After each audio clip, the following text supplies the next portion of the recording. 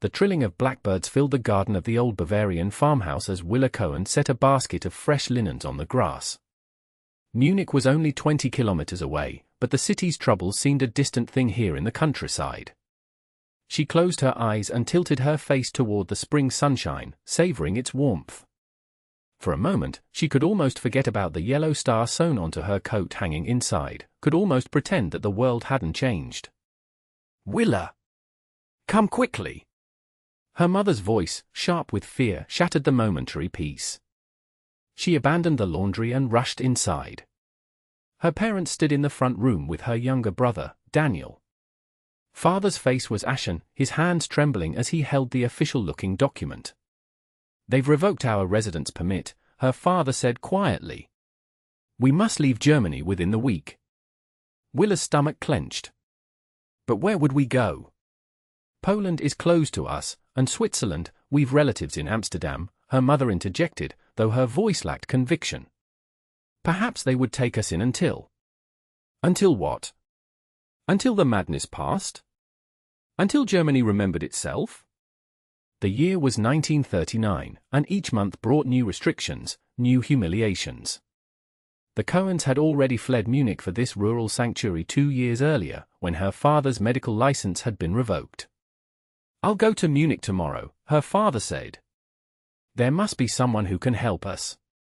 That night, Willa couldn't sleep. She slipped outside into the moonlit garden, wrapping her cardigan tightly around her slender frame. At 24, she had once dreamed of university, perhaps a career in literature or languages. Now, her future had narrowed to a pinpoint of mere survival. A noise from the road startled her, an automobile's engine, unusual at this hour. The black Mercedes pulled to a stop outside their gate, and Willa shrank back into the shadows of the apple tree. A tall figure in uniform emerged, the moonlight gleaming on his officer's cap. Her breath caught. The Gestapo rarely came at night for pleasant reasons. The officer stood for a moment, looking at the house. Then, surprisingly, he simply sat on a boulder by the roadside and removed his cap. From her hiding place, Willa could see him run a hand through his fair hair. He seemed to be in no hurry. Perhaps he was lost. Or waiting for someone. Either way, she should warn her family. But as she tried to back away silently, her foot snapped a twig. The officer stood immediately. "Is someone there?" His voice was younger than she expected, without the harsh edge she associated with authorities. Willa remained frozen, not daring to breathe. "Please," he said more softly. "I'm not here to cause trouble." Something in his tone made her step forward, though she remained partially hidden by the tree's shadow. "What do you want here?" she asked, proud that her voice remained steady. The officer took a step toward the gate but went no further. "My name is Anton Xander. I'm looking for Dr. Cohen." "Why?" Her fear sharpened into suspicion. "My mother," he said simply. "She's very ill. I was told Dr. Cohen might help her, despite the complications." Willa studied the man, his uniform clearly visible now, Wehrmacht, not SS or Gestapo. She made a quick decision. "Wait here." Minutes later, her father stood at the gate, medical bag in hand. Willa remained at his side, unwilling to leave him alone with this stranger. Anton Xander bowed slightly. "Dr. Cohen," he said. "Thank you for seeing me. My mother has a growth in her breast. The doctors in Munich say nothing can be done, but an old friend of yours, Dr. Brenner, told me you were the finest surgeon he knew." Her father's expression softened slightly.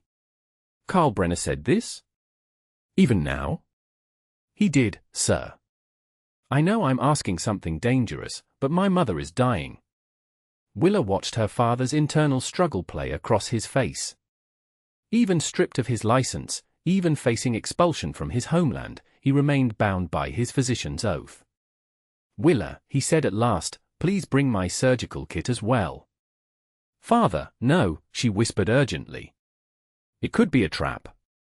Lieutenant Xander removed his wallet and extracted a photograph, offering it through the gate. "My mother," he said simply. The image showed a frail woman in bed, her face drawn with pain but smiling weakly for the camera. Something in that face, its gentle determination, perhaps, reminded Willa of her own grandmother. Her father nodded. "I'll come. But Willa is right to be cautious. Where is your mother now?" "Our family home, about 15 kilometers from here. I dismissed the household staff for the night. No one will know you were there." "I'll need assistance," Dr. Cohen said. "Willa has trained as my nurse these past 2 years." Anton Xander's gaze shifted to Willa, truly seeing her for the first time. Something passed between them, a moment of recognition, perhaps, of the extraordinary circumstances forcing their paths to cross. "Very well," he said. "But we must be careful. You'll need to lie on the floor of the car when we pass through checkpoints." As they drove through the Bavarian countryside, Willa studied the lieutenant from her position in the back seat. His profile was sharp against the moonlight, straight nose, strong jaw, his expression tense but determined. When they approached a checkpoint, he warned them quietly, and both Cohen slid to the floorboards, hearts pounding as the car slowed. "Lieutenant Xander," came a voice. "Out rather late, sir." "Family emergency, Corporal. My mother is unwell." "Papers, please." Willa held her breath, feeling her father's hand clasp hers in the darkness. "All in order, sir. Give your mother our best wishes for her recovery." "Thank you, Corporal." As they drove on, Willa slowly sat up. Anton's eyes met hers briefly in the rearview mirror. "I apologize for the indignity," he said quietly. Her father spoke. "There are greater indignities in these times, Lieutenant." The Xander estate was modest by aristocratic standards but still impressive, a stone country house set among gardens. Anton led them through a side entrance and up a back staircase to his mother's chamber. Elsa Xander lay propped against pillows, her nightgown concealing the illness ravaging her body, but her eyes brightened at her son's entrance. "Mother, this is Dr. Cohen and his daughter, Willa." Mrs. Xander extended a thin hand. "You risk much to come here, Doctor." "I'm grateful beyond words." Dr. Cohen set to work immediately, examining the growth while Willa prepared the instruments. The diagnosis was grim but not hopeless. The tumor could be removed, though whether the cancer had spread remained unknown. "I can perform the surgery now," Dr. Cohen explained, "but you'll need proper hospital care afterward." "That's impossible," Anton said. "If anyone discovered you had treated her." "Then we must do our best here," Dr. Cohen decided. "Willa, prepare Mrs. Xander for surgery." For 3 hours, Willa assisted her father in the delicate operation, working by lamplight in the bedroom converted to a makeshift operating theater. Anton waited outside, pacing, until finally Dr. Cohen emerged, weary but satisfied. "The tumor is removed. With God's grace and proper care, she may recover." Anton's relief was palpable. He grasped the doctor's hand. "How can I ever repay you?" Dr. Cohen's smile was sad. "Perhaps someday, Lieutenant, you'll have an opportunity to help someone in need, as I've helped your mother. That would be payment enough." Willa remained with Mrs. Xander through the night while her father rested in an adjoining room. Near dawn, Anton brought her tea, finding her checking his mother's temperature. "How is she?" he asked softly. "Stable. The fever hasn't risen." Willa accepted the tea gratefully. "You should rest, Lieutenant. You've been awake all night. As have you." He sat in the chair opposite, studying her with undisguised curiosity. "May I ask you something, Miss Cohen?" She nodded. "Why haven't you left Germany? Surely you've seen what's happening." The directness of his question startled her. "My father believed Germany would recover its senses," she answered honestly. "Now it's too late. Most borders are closed to us." "And you? What do you believe?" Willa looked at him, this enemy who was not behaving as an enemy should. "I believe people can surprise you, Lieutenant. For better or worse." A faint smile touched his lips. "Anton, please." At least here, in this room. Anton, then. She found herself returning his smile despite her exhaustion. In the following days, a fragile trust developed between them. Dr. Cohen insisted on monitoring his patient's recovery, and Anton arranged for them to visit secretly every third evening. Willa found herself looking forward to these visits, to the conversations that inevitably followed Mrs. Xander's examinations. Anton was educated, thoughtful, a student of architecture before the war intervened. He spoke of buildings as living things, of spaces designed to elevate the human spirit. And he listened when she spoke of books and poetry, of her interrupted studies and her love for Rilke and Goethe. "You should be at university, not hiding in the countryside," he said one evening as they walked in the moonlit garden while her father checked Mrs. Xander's incision. "In another time, perhaps," she replied. "But that Germany no longer exists." "It exists in some of us," he said quietly. "Not all Germans have forgotten what we once were, what we should be." She stopped and faced him directly. "Then why do you wear that uniform?" The question hung between them. Anton looked away, toward the distant lights of Munich. "Because I believed I could do more good within the system than outside it," he finally answered. "My father was a military man. When he died 3 years ago, I took his commission. I thought I could. I don't know. Make a difference, perhaps. It sounds foolish now." "It sounds human," Willa said gently.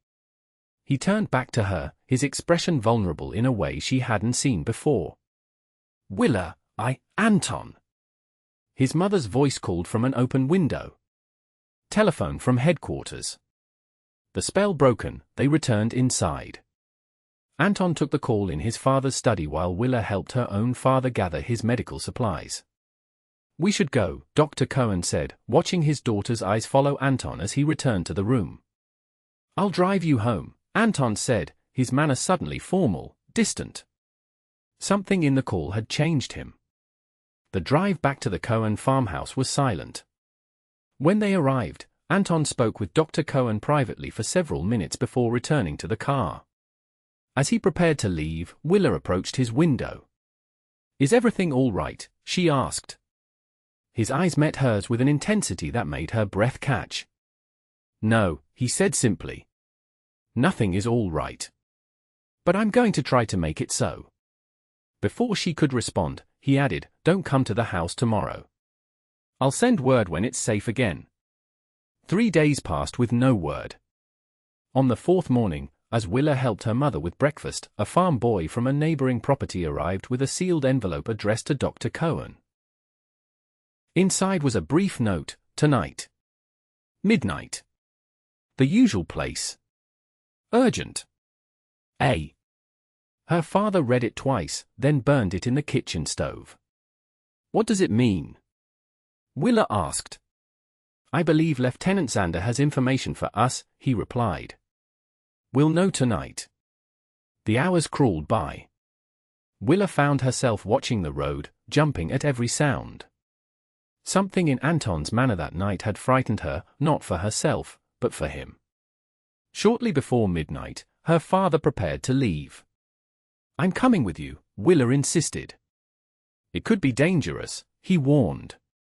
"All the more reason you shouldn't go alone." The meeting place was a clearing in the woods halfway between their properties. They arrived first, waiting in tense silence until they heard approaching footsteps. Anton emerged from the trees, not in his uniform but in civilian clothes. His face was grim. "You're being deported," he said without preamble. "The order came through yesterday. They'll come for you tomorrow at dawn, your entire family." Her father paled. "Where are they sending us?" "Officially, to the labor camp at Dachau. But there's more." Anton's voice dropped. "I've seen the transport lists. From Dachau, you'll be sent east to Poland. To a place called Auschwitz." Willa felt the world tilt beneath her feet. The rumors about the eastern camps had reached them, whispered accounts too terrible to believe. "Is there anything you can do?" her father asked quietly. "I've tried," Anton said, his frustration evident. I've called in every favor, used every connection. The deportation orders are signed at the highest levels. Then we are lost, Dr. Cohen whispered.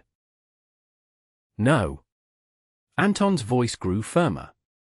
I can't stop the deportation, but I can help you escape before it happens. Tonight. He outlined his plan quickly. A friend of his mother's lived near the Swiss border and would shelter them for one night. He had arranged for a guide to take them across the mountains into Switzerland the following evening. Why would you risk this for us? Dr. Cohen asked.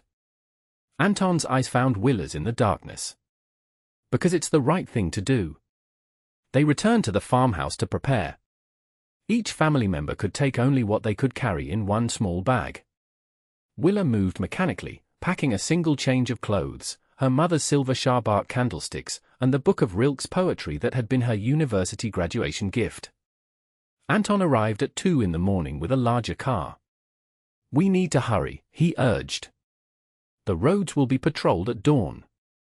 They loaded their meager belongings and prepared to leave the only home Daniel had ever known. At the last moment, Willa ran back inside, returning with a small package wrapped in brown paper. For your mother, she explained to Anton. Medicines my father prepared.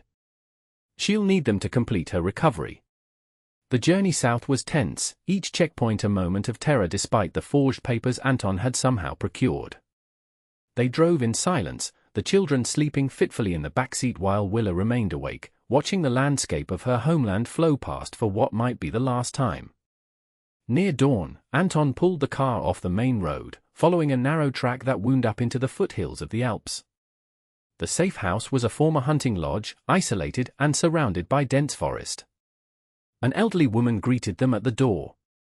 Quickly, inside, she whispered. You'll be safe here until nightfall. They ate a simple breakfast, then tried to rest before the journey ahead. Willa found she couldn't sleep, her mind racing with all that had happened, all that was still to come. She slipped outside onto a small balcony, breathing in the crisp mountain air. Anton joined her a few minutes later. You should rest, he said gently. I can't. She turned to face him. Anton, why are you doing this? The truth this time. He leaned against the balcony rail, his profile outlined against the forested mountains. When my mother was ill, every doctor in Munich refused to help once they learned who she was. Who she was? Willa repeated, confused. My father was a decorated officer, yes, but my mother. He hesitated. Her maiden name was Bugman. Her family converted when she was a child, but under the Nuremberg laws. Understanding dawned. She's Jewish by heritage. Yes. The doctors feared association with her might raise questions about their own ancestry. His gaze met hers directly. And then your father came, risking everything to help a stranger. But that doesn't explain why you would endanger yourself for my entire family. Anton was silent for a long moment. When I saw you in your garden that night, something changed for me, he finally said. I had kept my head down, followed orders, told myself I was just doing my duty. But watching you and your father, your courage, your compassion despite everything being taken from you, I couldn't pretend anymore.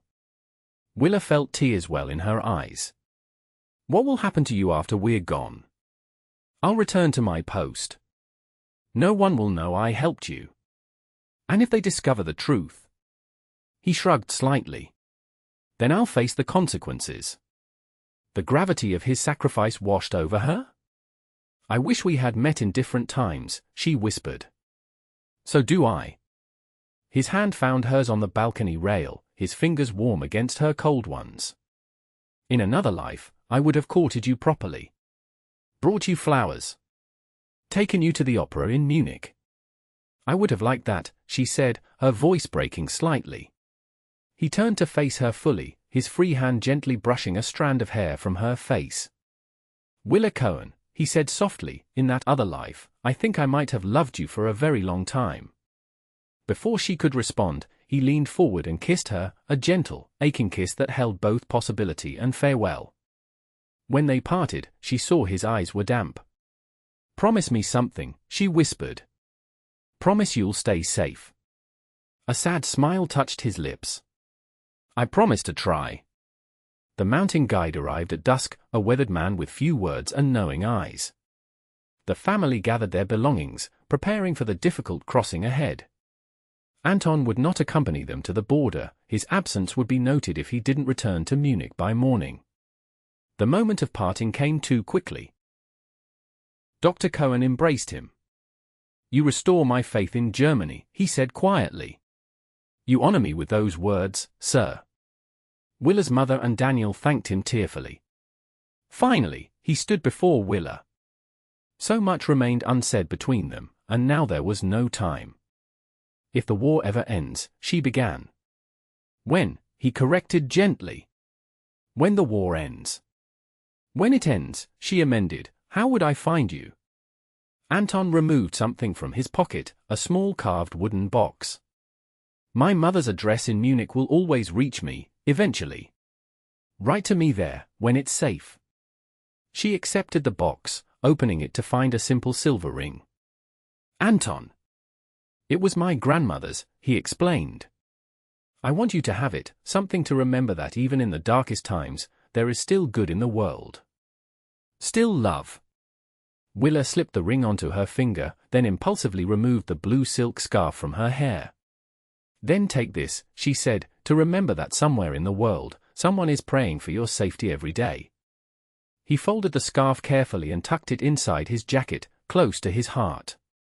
Go now, he said, his voice rough with emotion. Be safe. Live. One final embrace, one last look, and then they were following the guide into the deepening twilight, leaving Anton standing alone at the edge of the forest. The crossing was grueling, steep mountain paths navigated in darkness, freezing streams to be waded, hours of silence as they passed near German patrols. By dawn, they had reached the Swiss border, slipping across at a remote point known only to their guide. Swiss authorities detained them briefly but, miraculously, granted them refugee status. From Switzerland, they eventually made their way to England and then, after the war began in earnest, to America. Throughout the war years, Willa followed the news obsessively, searching for any mention of Anton or his division. In 1943, she saw his name in a newspaper account of German officers executed for involvement in a plot against Hitler. Her grief was overwhelming, private. How could she explain to anyone the love she felt for a man she had known for only those few precious days? But in autumn of 1945, months after Germany's surrender, a letter arrived forwarded through multiple channels from Switzerland. The handwriting was unfamiliar, feminine. Dear Miss Cohen, it began, you do not know me, but I am writing on behalf of my son, Anton Xander. Before his arrest in 1943, he entrusted me with the task of finding you after the war, should I survive. The official report of his execution was, miraculously, incorrect. Through the intervention of an old family friend in the Wehrmacht, his sentence was commuted to imprisonment. Willa's hands trembled as she read on. Anton survived the war, though his health was broken by his time in the labor camps. He asks that I tell you he kept his promise, he stayed safe as best he could. He wears your blue scarf still. He also asks if you might find it in your heart to write to him. He understands if too much has changed, if the wounds of war are too deep. But he remembers a garden in moonlight, and a promise of another life where love might have flourished between you. With deepest respect. Elsa Xander. Willa sat for a long time, the letter in her lap, Anton's ring warm on her finger. Outside her window, an American autumn painted the trees in gold and crimson. So much had been lost, so many had perished. Yet here was this fragile thread connecting her to a past that seemed almost dreamlike now. That evening, she began to write, choosing her words carefully. Dear Anton, she wrote, I still believe people can surprise you. In a small hospital outside Munich, Anton Xander unfolded her letter with trembling hands, the faded blue silk scarf beside him on the blanket. As he began to read, a smile touched his face for the first time in years. Outside his window, blackbirds trilled in the garden, singing of spring and possibility and promises kept against impossible odds.